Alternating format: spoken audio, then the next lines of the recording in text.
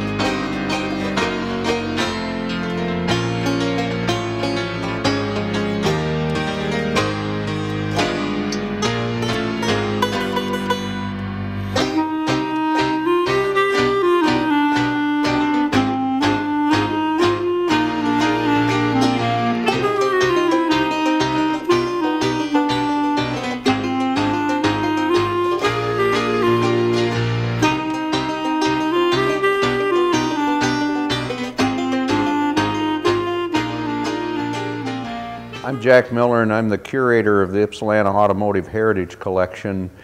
We feature local history. Ypsilanti is very rich in auto history.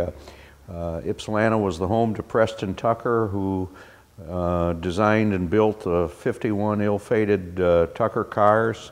Ypsilanti was home to the Kaiser Frazer Corporation, which started here in 1946. At the end of World War II, the Kaisers were manufactured in the Willow Run bomber plant, which had built 8,860 B-24 Liberator bombers. Kaiser Frazer was here until 1953 when they were, when they merged with Willys and moved to Toledo. They produced cars one more year in Toledo, and then it was pretty much all Jeep. Ypsilanti, of course, is also home to Willow Run Assembly, which produced not only special order heavy-duty Chevrolet trucks. Ypsilanti produced 1.5 million Corvairs here. The Chevy 2s, the Citations, the Omegas and Venturas, Buick Skylarks, and we also produced the 1986 to 1989 Pontiac Bonneville and Olds Delta 88 Royale front-wheel drive four-door sedans. And the last cars manufactured at Willow Run Assembly were the new generation or last series Chevrolet Caprices. Also manufactured alongside the Caprices were the Chevrolet station wagons, full-size wagons, the Olds Custom Cruiser station wagon, and the Buick Estate wagon. They're, of course, probably the most visible because they're the last of the station wagons with the wood-paneled sides on them. Willow Run Assembly's been closed approximately 9 years, and in its history it built over 7.5 million vehicles of a very diverse technology, rear engine air-cooled, front engine rear-wheel drive, front engine front-wheel drive, and trucks. When Kaiser Frazer left the area, General Motors purchased the Kaiser plant, or Bomber plant as it was originally known, and they're still here today producing hydromatic transmissions. Willow Run also serves for Powertrain as its worldwide engineering center for transmissions. The other part of Ypsi's auto history is the preservation of the world's last Hudson dealership, which we'll walk into in a minute. It's in the original garage since 1933. The records for the dealership go back to 1927 on every new car that was sold.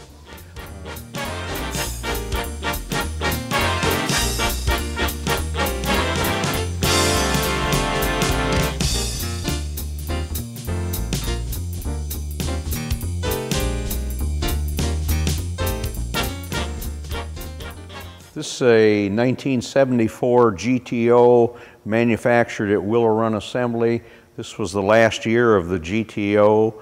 Basically, the GTO was a series on the Pontiac Phoenix Ventura two-door body, although this has a Pontiac 350 engine in it, dual exhaust, and a 4-barrel carburetor. This is a two-owner car with 24,000 actual miles. It's in pristine condition. We acquired it last August, and it's been one of the goals of the museum since we opened in 1995 to have a GTO manufactured at Willow Run, and it's a beauty. I'm standing here with a 1972 Rolls-Royce Silver Shadow Salon, and you're going to say, well, that's not local history, at least to Ypsilanti, Michigan.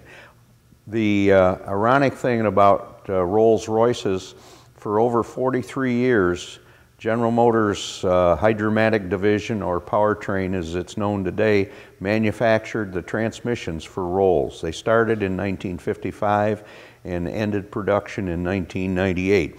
And this 72 Rolls has a Willow Run, Ypsilanti, Michigan built hydromatic transmission. The cutaway display chassis is a 1940 Oldsmobile. This was done 3 years ago by Powertrain to celebrate 60 years of hydromatic automatic transmissions in production automobiles. The hydromatic was introduced to the public in 1939 and first appeared in 1940 Oldsmobiles as a production option. And then in 1941 it appeared in Cadillac, and later on other General Motors cars, and they also sold hydromatic transmissions to Nash and Hudson and Kaiser and Frazer. There's a list of about 16 companies that purchased hydromatics from GM. This is a 1951 Kaiser Traveler. Kaiser introduced the Traveler in 1949 as a utility type sedan. They're considered the innovators of this particular body style. The first ones, of course, had the same tailgate arrangement, but the spare tire was located inside the left rear door.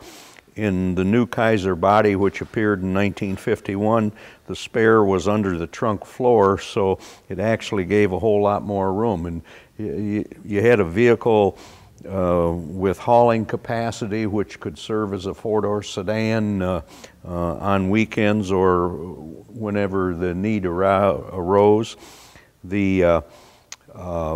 A lot of people liked this concept, but didn't want a station wagon because everything kind of appeared out in the open, and they had the idea that they were driving a panel truck at the time. This is a 1954 Kaiser Darrin sports car. It was conceived as an idea car to boost Kaiser's image at a time when a lot of the car companies were doing concept cars. They made 435 of these. There's approximately half of that number survive today. It was like the first Chevrolet Corvette, a fiberglass body. It had this canopy type top. This car is pretty much in original condition. The interior is original. It's pretty low mileage. It's on loan to our museum. A lot of people that come in here had never seen one of these, and it just kind of blows them right away because it's still considered a very stylish vehicle with its long hood and short deck. And although like the first Corvettes, it wasn't regarded as being a performance car, it truly was a beautiful looking thing. The sitting opposite it is a 1951 Henry J, which was Kaiser's concept and production vehicle for a compact car. The Henry J was, of course, named after Henry J. Kaiser, one of the co-founders of Kaiser Frazer. And the Darren sports car has a Henry J. chassis and the six-cylinder drivetrain like was in the Henry J. This is a 1937 Terraplane manufactured by the Hudson Motor Car Company. The Terraplane was Hudson's low-priced entry. This car sold new for $625 plus the tax and optional accessories. When Miller Motors Hudson, or Hudson Sales and Service as it was also known, was selling new vehicles, they sold 41 of this particular model and body style in 1937. It has 40,000 actual miles. The museum is the third owner of it, and it was sold new in Detroit. And it's kind of a fun car to drive. It has a six-cylinder with a three-speed transmission and the shift levers in the floor. But a real nice example of Hudson's volume car back then.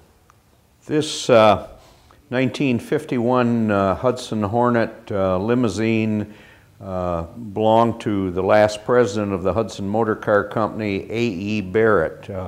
Hudson did 3 of these limousines, one in 1949 and 2 in 1951. Mr. Barrett's car and one for Richard Weber of the Hudson department store chain. It was quite similar to this. This 52 Hudson Hornet was an early NASCAR stock car. It was campaigned by Herb Thomas out of Sanford, North Carolina. Herb was regarded as one of NASCAR's first superstars. He won over 40 races driving Hudson Hornets from 1951 through 1954. This car has been fully restored. It's appeared many places. This is back when they were really stock. It's a 6-cylinder, 308 cubic inch engine with a 3-speed and overdrive transmission. Carries a 427 rear axle ratio.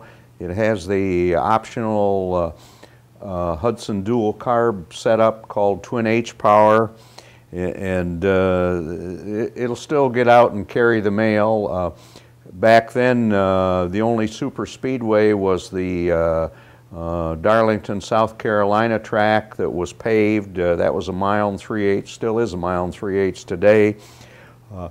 A lot of the races were on dirt tracks or clay tracks. A lot of them were fairgrounds tracks, some of them as long as 1 mile or a little bit more than that.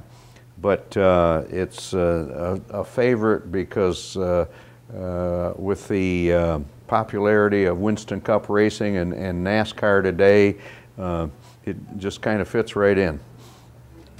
In closing, this may be the most fitting place to end the story of the Ypsilanti Automotive Heritage Collection and Miller Motors Hudson.